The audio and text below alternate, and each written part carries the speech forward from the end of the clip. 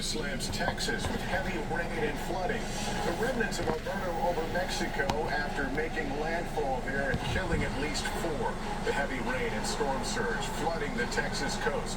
It comes as brutal heat refuses to let up. 65 million on alert. And in New Mexico, the massive dust storms and deadly wildfires burning out of control. Also tonight, the manhunt for a suspect wanted for multiple murders in 2 states, where he was caught today. A close call for a southwest plane, triggering urgent warnings after descending to just 500 feet over a suburb. Why was it so low? The train chaos in the Northeast, why Amtrak service was suspended from Philadelphia to Connecticut. The first debate just 1 week away. New details on the Biden-Trump showdown, where they'll be positioned on stage, and who will get the last word. Remembering Donald Sutherland, the acting legend whose career spanned 6 decades. From MASH to the Hunger Games, his son Kiefer's touching tribute. The new warning about popular weight loss drugs, the dangerous counterfeits on the market, and saving the whales. The nearly 3,000-mile mission to rescue 2 majestic belugas from Ukraine's war zone. This is NBC Nightly News with Lester Holt. Good evening and welcome, everyone. The broiling heat in the east, a flooded Texas coast, and now the potential for new tropical weather threats forming on the distant horizon, all making for a volatile start to summer. After several days, that heat dome sitting over the Northeast is still making life miserable for 65 million people from the Ohio Valley to New England. Temperatures once again climbing into the upper 90s and challenging record highs. While some 1,800 miles away, residents of southeast Texas are trying to dry out from a brush with what was Tropical Storm Alberto. The storm turned deadly after striking Mexico, while high tides and onshore winds are still causing coastal flooding. But there is no rest for the weary. Weather watchers tracking 2 more areas of possible storm development, including one that could take aim at that same part of Texas by early next week. Sam Brock is there, and Sam, what's the situation right now? Yeah, Lester, the situation right now, a flood advisory is still in effect here for another day, even as the water has receded, Lester, tremendously. And yet, look at all that is left here on the street. It spans the entire thing, covering properties on both sides, as those who live here are just waiting for a reprieve. On the first day of summer, it's fire and rain across America, with Surfside Beach, Texas, still soaked from the far sweep of Tropical Storm Alberto, which made landfall in Mexico earlier today. It's really weird looking out your living room window and just seeing water. Yeah, Everywhere. Driving around this Texas town, you see palm trees protruding from pools of water, and vacationers perched on decks, like Erica Fine, unable to retrieve her car. We're waiting for high tide to go down to drive through. So current status is trapped. Yeah, we're just a little bit stranded. The storm leaving a wake of damage along Texas's coastline, with a tornado ripping this roof in Rockport. It was all over the place. While floodwaters remain in Surfside Beach. We thought everything was going to be clearing up pretty good this morning, but about 5:30, high tide hit and the storm surge came back in, and we were right back to where we were yesterday. Record-breaking heat elsewhere in the U.S., living up to the term summer solstice. Brutal. Very, very hot. Some schools have had to postpone classes as 65 million bake in high 90s and triple-digit temps. In Bangor, Maine, the heat index climbing to 106, while a combination of flames and dust storms called a haboob have wreaked havoc in New Mexico. Tonight, the White House approving a major disaster declaration. Now, with rain on the way, flooding concerns around the burn scars. The country's patience for trying conditions being tested, even as some take solace in how their neighbors, first responders, are coming together. This little community here really stays in touch in times of need like this. Sam Brock, NBC News, Surfside Beach, Texas. All right, let's bring it out, Roker. How you're looking at severe weather, also some concerns in the tropics. Yeah, absolutely, Lester. In fact, we've got 2 areas we're watching, one off the southeastern Atlantic coast, but we're most concerned about this development zone in the Gulf Coast, where we could see more heavy rain, bringing to that same area another 3 to 5 inches of rain in southern Texas, causing more flooding. This evening, 15 million people at risk from the Rockies all the way to the northeast. Strong storms firing up. Could see isolated tornadoes, winds, and hail. And the heat continues. If you're south of this front, Washington, Pittsburgh, Cincinnati, triple digits possible, whereas Green Bay, Buffalo, Burlington into the weekend, and Boston will see much cooler temperatures with lower humidity. Lester. All right, Al, thank you. A multi-state manhunt is over tonight with a man of interest in a string of murders under arrest in Arkansas. Priya Schrader has late details. Tonight, a convicted felon and suspected killer is in custody after evading law enforcement in multiple states for weeks. If you look at his criminal history, he was continuously escalating his violent behavior. Before being arrested today, police escalating his violent behavior.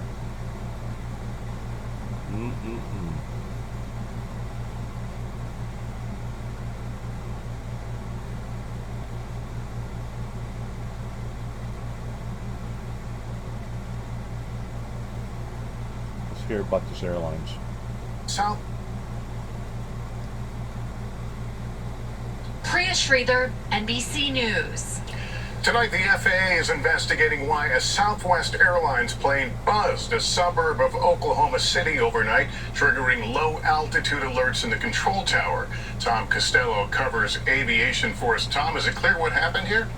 It's starting to become clear. Flight 4069 from Las Vegas was approaching Oklahoma City Airport at about 12:30 a.m. local time, but at 8 miles out, FlightAware and Flight Radar 24 show the plane at an altitude of just 525 feet, flying over the top of Yukon, Oklahoma, with some people there thinking the plane would hit their homes. It triggered a low-altitude warning in the control tower. The tower radioed the pilot, asking if everything was okay. He replied yes. Then a board of the landing went around and safely landed on a different runway. But NBC News aviation experts say this plane was very low and very slow. Southwest tells NBC it's in contact with the FAA to understand and address any irregularities with the aircraft's approach to the airport, insisting safety is Southwest's top priority. Lester? All right, Tom Costello with that. Thank you. And a major disruption of rail service in one of the nation's busiest travel hubs. Brian Chung is at New York's Penn Station tonight. Brian, what's the latest from there? Well, Lester, hundreds of thousands of passengers pass through Penn Station daily. It's one of the busiest rail hubs in the world. But this afternoon, two key train services had to be suspended. New Jersey Transit and Amtrak due to power issues for the second time this week. Both Amtrak and New Jersey Transit say service has now resumed, but the outage, which Amtrak says was due to a malfunctioning circuit breaker and exacerbated by a brush fire in northern New Jersey that impacted wire repairs, highlights the sensitivity of the infrastructure system here. As you can Once more, I tried to explain to people very, very thoroughly in the year 2007 up in western Kentucky that there was going to be major electrical disturbances. These electrical disturbances are from A to Z towards how our electrical systems can be affected.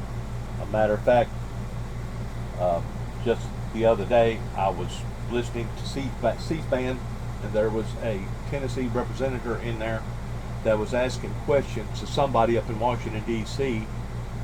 What if we was to actually be invaded by an army from another country? How would it affect the American people pertaining to their electrical grids and disturbances here in America? And then they brushed off on that and started talking about nuclear stuff. But the fact of the matter is, it has become concerning, especially since we're having irregularity weather forces of nature events that can go just as quickly and as easily one way as it does the other, towards seeing these massive electrical changes or troubles. I call them disturbances. Some people call them outages. But I was punished in 2007, not once but twice, within a 10-day period, of a group of people that literally thought that I had some sort of ideal of creating an electrical disturbance around the Kentucky Dam, up around Benton, Grand Rivers, Kentucky, Calvert City, Kentucky, up in that area. I just can't believe how intentionally people have taken things out of perspective towards the warnings and advisories that I've been trying to help people about, and blow them out of proportion and trying to make me out to be the monster or make me out to be the homegrown terrorist. You know, they just passed the torch up here in Martin, Tennessee towards a new chief, and I couldn't believe listening to WPSD today in seeing the results of law enforcement up in Martin, Tennessee, of how they exchange one corrupt leader for another. Because in the exchange of both, or if not a great deal of those up there, they know exactly what that they done in 2005 in my life, why they done it, and their purposing behind doing it. This was long about, I'm thinking probably about maybe May, somewhere around in there, and May of 2005, and basically they was trying to make me out to be, once more, the monster, the bad guy, by charging me with falsifying files that has, according to their Tennessee statutes, the same indication of someone of being implemented as being a homegrown terrorist towards creating problems such as pulling down a fire alarm or crying fire, fire, fire in the middle of a theater that created a big panic. And the thing about it was, I wasn't in the middle of a theater. I was passing out Bible literature to an individual in a teller store in Martin, Tennessee. I didn't pull down a fire alarm, either in a hospital or an old folks' home or a school. I was passing out Bible literature to an individual, telling him that there was a possibility that because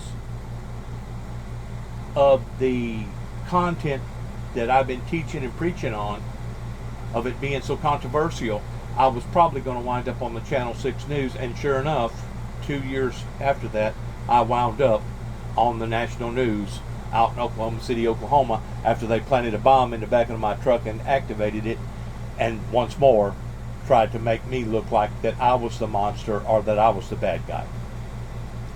I've never seen this country turn so upside down whenever it comes to good-hearted people trying to do good moral things for the betterment of the people, but various leaderships in our country, either federally, state, or locally, is trying to do just the very opposite to these people. I've never seen it like this before. And to be quite honest with you, it's kind of creepy. It really is. It's kind of scary and seeing everything that's going on. As you can see, there are still massive delays listed on the board here. Canceled. And the high temperatures are also a factor. Amtrak has warned the extreme heat can force trains to operate more slowly on the tracks. Lester? All right, Brian, Sean, thank you. Now to the race for the White House and the battle over viral videos intensifying 1 week from the first debate. And there are new details about that debate. Gabe Gutierrez joins us now. Gabe, what do we know? Hey there, Lester. After winning a coin toss, President Biden picked the podium on the right side of the stage. And we now know former President Trump will deliver the final closing statement. And it comes after both campaigns are already doing battle online. The video went viral faster than usual. President Biden at the G7 summit in Italy, surrounded by world leaders, appearing to wander off before being pulled back to the group by the Italian Prime Minister. In reality, another camera angle showed the president was actually trying to greet skydivers who just finished a demonstration. But the Republican National Committee and conservative media quickly amplified the first angle, falsely claiming the president was meandering. The Biden campaign is calling it a, quote, cheap fake. What is a cheap fake? Cheapfakes are these deceptively edited videos, and they're a huge part of Donald Trump's campaign strategy. Rob Flaherty is Biden's deputy campaign manager, who's overseeing the escalating digital war and slamming the Trump campaign, saying it's increasingly taking videos out of context. We have to be more aggressive about monitoring, about intervening, about taking action against it, because it is just going to be such a centerpiece of how he's communicating. That G7 video is among a string of clips that some Republicans say raises concerns about President Biden's age and abilities. Tonight, the Trump campaign is arguing there's nothing wrong with highlighting videos that are not digitally altered, like this clip of President Biden standing still for several seconds on stage at a Hollywood fundraiser until former President Obama leads him off stage. And another where he also stood still as people danced around him during a Juneteenth celebration. The White House says the president did not freeze in these incidents, but was enjoying the moments.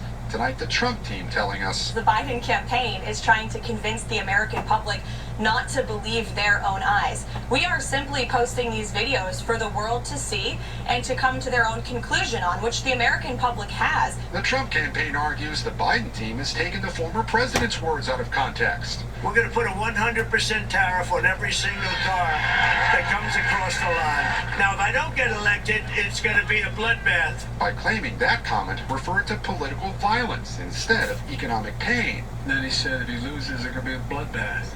It's called the bloodbath hoax, taking my words completely out of context. There's always been misinformation during campaigns, but this election cycle, cyber experts expect much more of it, including AI-generated deepfakes.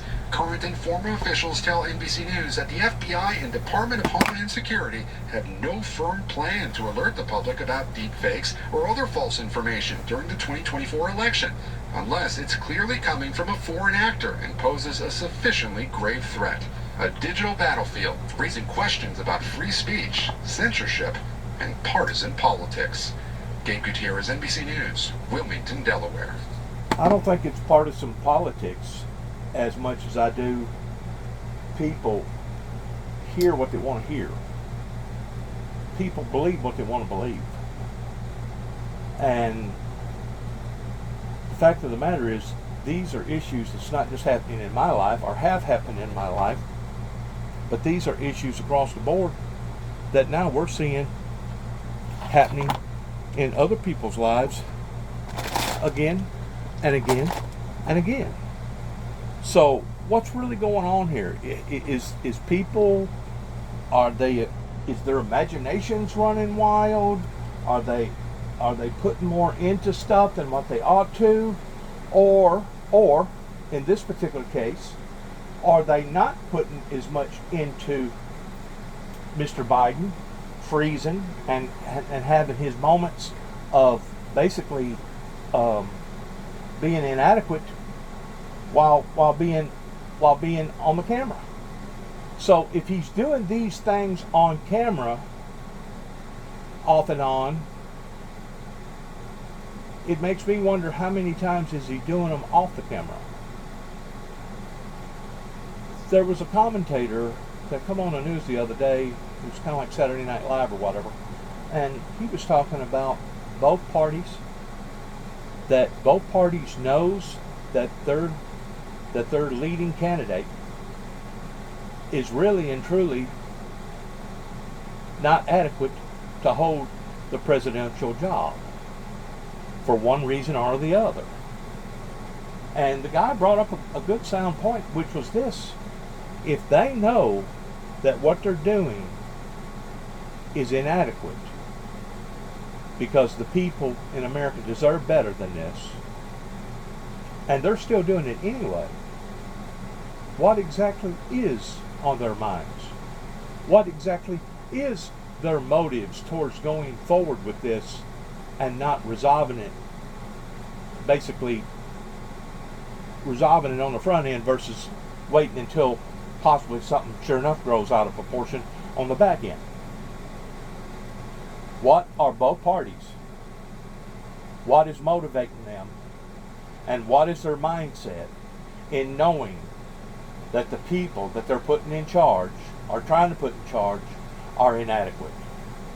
Well, what's their true motives? It's scary. It really is, because I've never seen it like this on one side or the other. And I'm going to say again, that's one of the reasons why, among many, that I believe that neither party belongs to be in power, because look what kind of a stinking rotten job that they have done in the past 30 plus years. Basically throwing the ball from one group to another, burning the candle on both ends, hoping that in their distractions that we the people wouldn't pay attention or notice what they was actually doing. Me and my brother David, we went through the exact same thing, and going to court up here in Weakley County. We would hire attorneys and we'd go in front of Judge Tommy Moore. Tommy Moore would blame it basically on the sheriff's department, and then Mike Wilson would turn around and blame it on the courts. Once more, joggling the balls back and forth, burning the candle on both ends, hoping that nobody would be accountable. And if the truth be known, they was all accountable up in Dresden, Tennessee, towards the death of my brother David Jeffrey Jackson. And now I'm seeing, like I said a while ago on Channel 6 News, where there was a chief of police. First of all, David Moore, that was involved in my ordeal in 205 towards trying to bury me with falsifying files. He resigned in 2015. Well, he turned right around, and now he's, I guess, working for the security department, I don't know if it was right around or not, but he turned around eventually, and now he's working for the security division on UTM campus. So, needless to say, as long as he's living and as long as he's got anything to do with any type of college law enforcement, I don't stand a snowball chance in you know what towards ever being allowed to step on UTM property, regardless whether it's a football game or a rodeo, or if I just need to go to the library. And of course there's other activities that goes on that is open for the public in various schools. But because of what initiated in my life whenever I first come back here, pertaining to a guy that worked for the public TV there on the campus, him basically giving me permission to go into the First Baptist Church and do some recordings after we had already done some recordings the first time. They have taken on this position of thinking that I was a monster because of this individual that lied. Or he doesn't necessarily lie, he just says that I don't remember. I don't remember. Yeah, he remembers. He remembers very well. Whenever I was up there talking to him while he was on the UTM campus, at that time I still hadn't been banded from the UTM campus, and I went into his office where he's got all the programming equipment. I've been in the channel radio stations before, either in Martin or Union City or wherever. Basically they got all this equipment set up, so he was in there operating the equipment. And he told me, Dennis, there's just no way that I can do it. He said, but I don't think it'd be a problem if you went on up there and you know how to operate the equipment towards doing recordings. Go ahead and do it yourself up in the crow's nest. So I went ahead and obliged myself towards doing what he told me to do, and later found out that I had been banded from that particular church because somebody thought that I had broken in and done that. I wouldn't have broken in and done anything like that for $1 million in using someone's equipment without their permission. There's no way that I would have done that. But according to them up there in Martin, that's what I'd done, which had a strong reflection upon Randy Brunder's decision towards banning me from Central Baptist Church. Once more, all these lies, all this snarling campaign in trying to diminish or destroy my character didn't just begin up there in Martin, Tennessee. Didn't just begin in Weakley County pertaining to what went on in 205 in falsifying files, but actually I've got a pattern of this stuff that goes all the way down to a little town called Kenton, Tennessee in 1983. So, one such as myself, as much as I have been abused and as much as I have been misunderstood, has to start asking the $64,000 question, what's really going on here? What is the true motive or the true intent here towards it not just happening to me, but if these things have been happening to me, and if they're happening to people such as prior presidents or even presidents, towards not actually seeing the whole truth, nothing but the truth, so help us God, what is really happening here? How come these things are being distorted? How come we're seeing only part of the truth and not all the truth? I'm going to tell you why. It's because of the trickery of evil. And it talks about in the Bible that Satan will come down in great wrath because he knows that his time is short. These are part of that wrath that it talks about, that's going to basically be able to infiltrate various systems or various people's minds, that's going to create total chaos. What does the Bible say about chaos? It says that Satan is the author of confusion.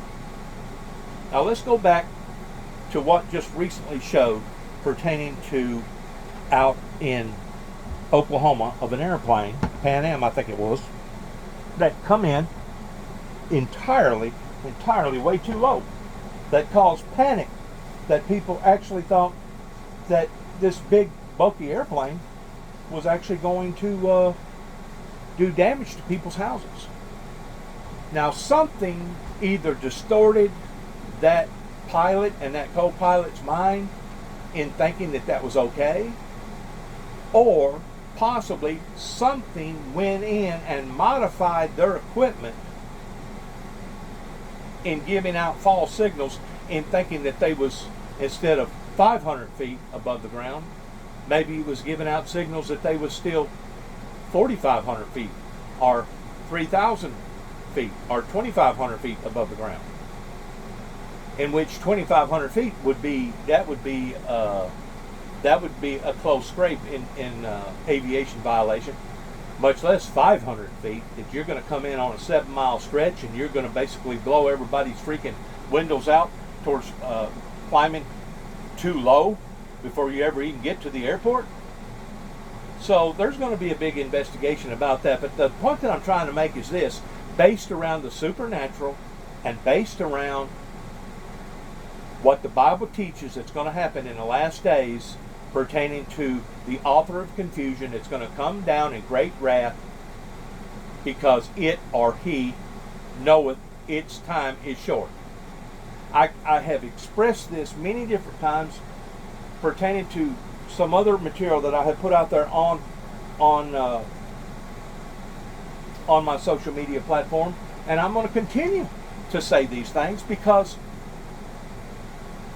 it's pretty obvious that this is happening again and again and again towards people not getting the right messages during crucial times. I'm going to use the Hawaii exercise for another example.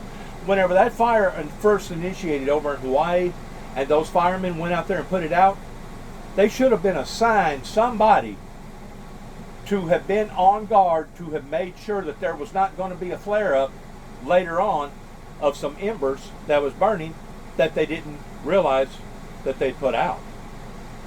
But instead they all went home, or they went back to their stations and they acted like that mission accomplished until it set in again. And whenever it set in again, because of the 70-mile-an-hour winds, it just basically just rattled that area. And to this day I still have yet to get a full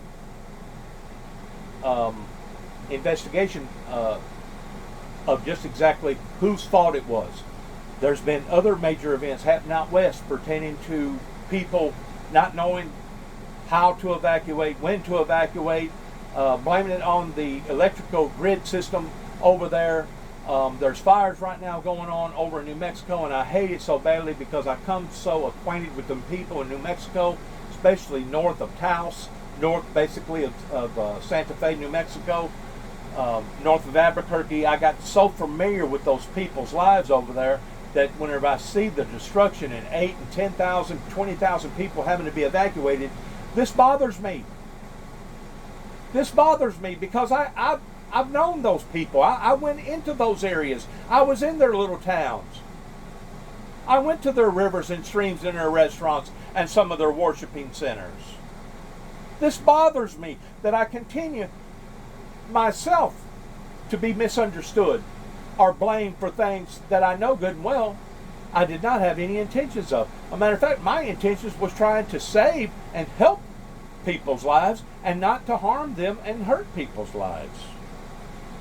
So something has distorted people's ability to understand things properly pertaining to the reality that we're living in today. And I just thank God, you know, that finally the Surgeon General has finally decided to put out warnings pertaining to social media data of how harmful that it can be to children pertaining to them being asphyxiated with all this stuff, that they finally put out a warning in regards to this that I feel like should have actually come out. Probably it should at least come out back whenever it Zuckerberg and all the rest of them got thrown on the carpet regarding how many lives that social media has had an effect on. It should have got brought to the American people's attention then, pertaining to our American government taking care of us. But instead, it did not. It did not. So I have a tendency of wondering once more again, how come things is being mishandled? How come things is being scrutinized? How come things is being misrepresented again and again and again?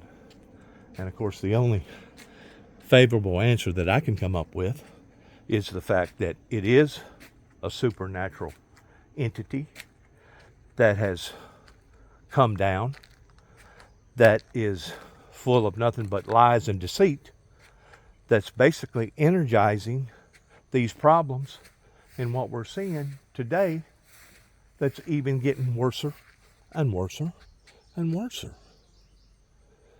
That's just like the lies and deceit that the Russian government tries to persuade various people of believing.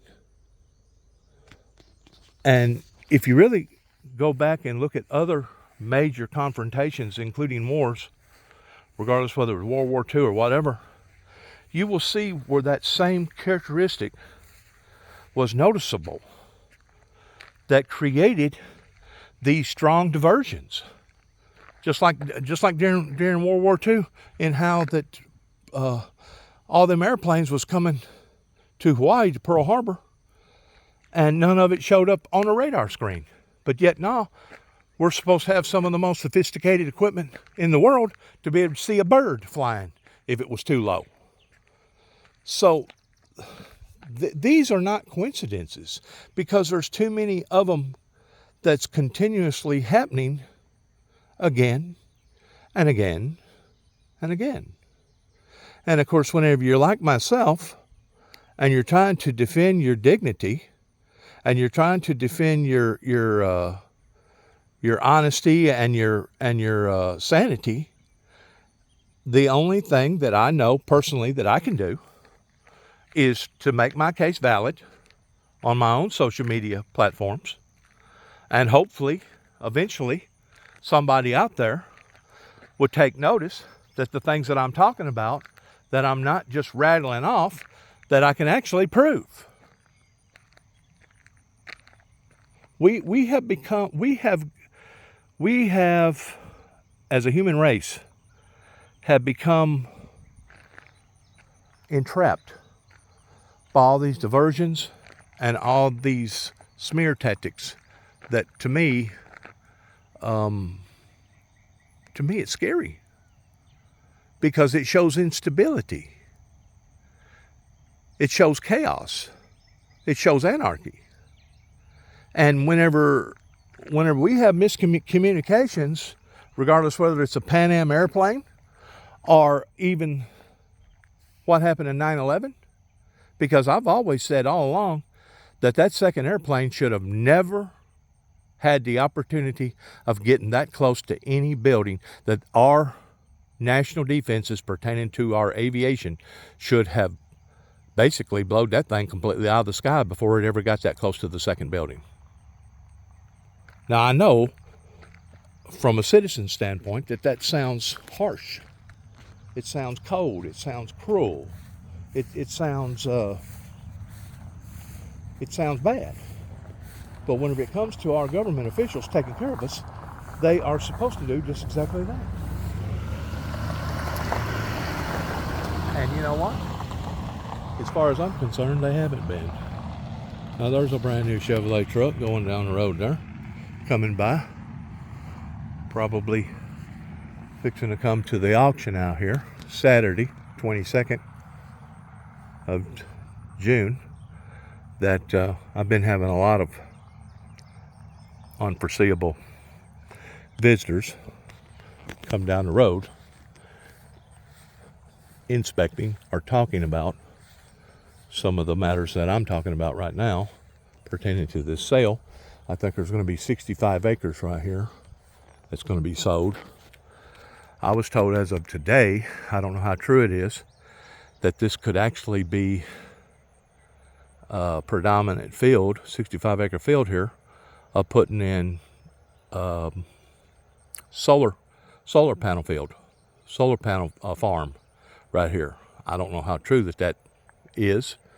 Of course, I was also told that it could possibly be a developer towards wanting to come in here and actually put in apartments or whatever. I don't know what they're going to do with it.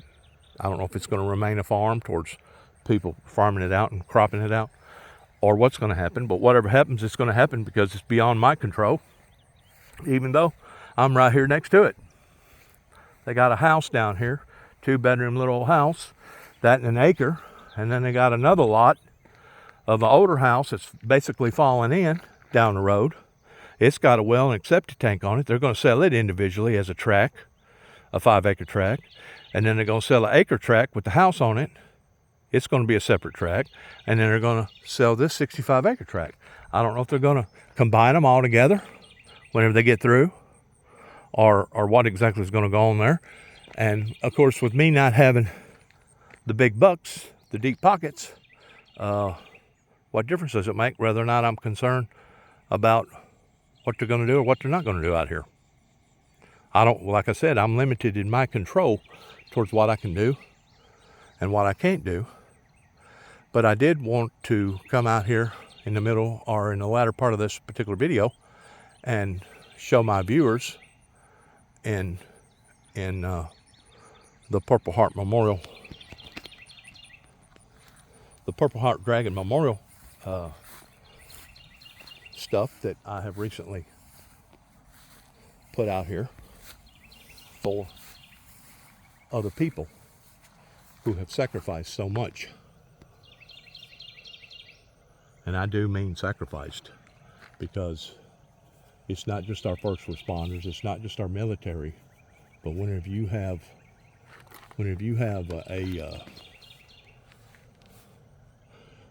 a country that is turned as raw as what this country has turned, pertaining to all the gun violence, you have to stop, or I do, and start to questioning what the heck is going on. How come we are experiencing these horrible experiences that even 20 years ago, before 9/11, did not exist? Much less to see all the endless gun violence that has inundated, plagued, and infliction that has fallen up into our streets. What has done this? I think it's a supernatural entity. I think it's evil. And I think it's evil in the fullest, just as the Bible talks about in Revelations, that Satan will come down in great wrath because it, or he, knoweth his time is short. that we are truly living in the last days, and there's nothing that we can do other than do like I'm doing right now and making videos and properly discussing it with people towards just exactly what's happening. If we all remained blind and if we all remained silent, there would never be any type of order or peace of any sort, not just in America, but anywhere. And we're going to have to get a handle on things coming from the Purple Heart Dragon Memorial here at 291 Thompson Road, Sharon, Tennessee, zip code 38255. We're going to have to get a handle on things. If not, these occurrences are going to only drastically, continuously get worse and worse and worse. So please, anybody that gets a hold of this material that I'm putting out to the public, I just pray that you will stop and analyze the things that I'm discussing and talking about, that these are truly, truly serious matters that if we don't watch, we're going to lose control over all the above. And that is not what our ancestors intended to happen to us on this 21st century. I pledge allegiance to the flag of the United States of America and to the republic for which it stands, one nation, under God, indivisible, with liberty and justice for all. Now that justice isn't just for the heathen. That justice is also for the people that's supposed to be accountable, that still to this day are not up here in Dresden and Martin and Kenton, Tennessee, in my particular life. Much less what's going on in other people's lives that is affecting them or has already affected them in a negative way, such as 9/11. Such as 9/11. So, whenever I make these videos and I put out these advisories and I tell people what I'm telling them, I'm not doing this for some sort of recognition. I'm doing this because I truly believe that we have reached a pivotal point in history, globally speaking, that if we don't watch, not just will it be possibly the end to or of our democracy, but it could actually be the end of the world, especially whenever people are under this trance. I'm going to use that word, under this trance of thinking that we're under attack. And like I said, it was some sort of Tennessee representative that made mention, well, what if the American people was attacked, was truly invaded by an enemy? How would it affect us? And how would it affect our electrical grid system pertaining to these exchanges? And, you know, they kind of, like I said, this was on C-SPAN. They kind of wish-washed it around and wanted to say one thing and then trade it off for another. But that's just their way of passing the buck. And that's exactly what Dresden, Tennessee was doing during the time that my brother and I was fighting half the community down here in putting up the very things that we're putting up right here pertaining to the Windmill Ministries missions. I mean, whenever you put up a sign like that costs money to have it printed, much less the labor coming out here and putting it up, and then you have people that want to come out here and vandalize your property, and knowing that everything that I have done in the past have been presented in a godly Christianity form, coming from the King James Version Bible, in an American Standard form, and to think that we have been degraded, not manipulated, but degraded, dehumanized this way, makes me wonder, coming up onto this 4th of July coming up this year, what the heck is really going on? Because we should not be having to go through these experiences that we're going through again and again and again. But we are. Please pray for our great nation. Pray for our people, that we will unite and not fight. That we will unite and not fight, especially one another. There has always been a common enemy pertaining to our adversary. And our adversary isn't one another, or it's not supposed to be. But whenever you have this type of miscommunications, even such as what went on over in Jerusalem with their leader over there, having to dismantle his whole war cabinet, you got some pretty heavy issues going on here. You got some real serious, controversial, mixed up situations happening. That once more makes me wonder, how in depth and how deep is this really going to go? Especially whenever we see the forces of nature lash out the way that it has been and is still, and even getting worse, again and again and again. When is the American people going to wake up? When is the world, globally speaking, going to awaken to these challenges, to these events that are no longer theories or mythologies, but they are actually occurring? When are we going to awaken pertaining to the American people that's supposed to have their eye on the ball, that for the past 25 or 30 years have proven that they have not had their eye on the ball? When are we going to awaken to these facts? I don't know. I just hope to God that it won't be too late. In the name of the Christianity faith,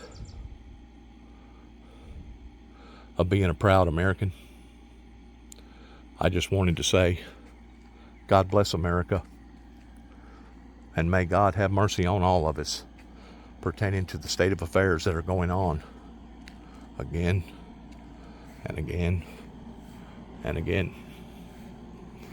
Because to be quite honest with you,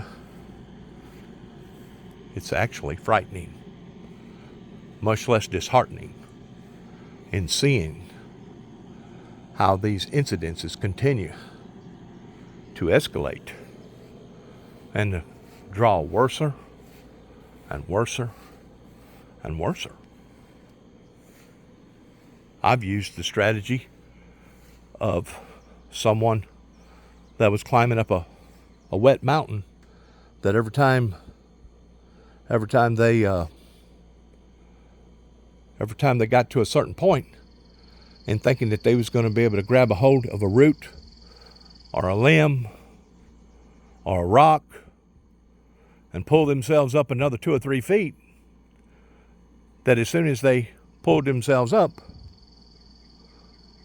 they fell and went down another 5 or 6 feet. And then they'd try to go up another 2 feet, and they'd fall again another 5 or 6 feet. In other words, instead of going up the mountain, they're going down the mountain. My question is this: once we get down to the bottom, my friends, once we get down to the cold-hearted facts of us being where we are right now in these state of affairs that continually keep happening to the American people, what is it going to look like once we do get down to the bottom.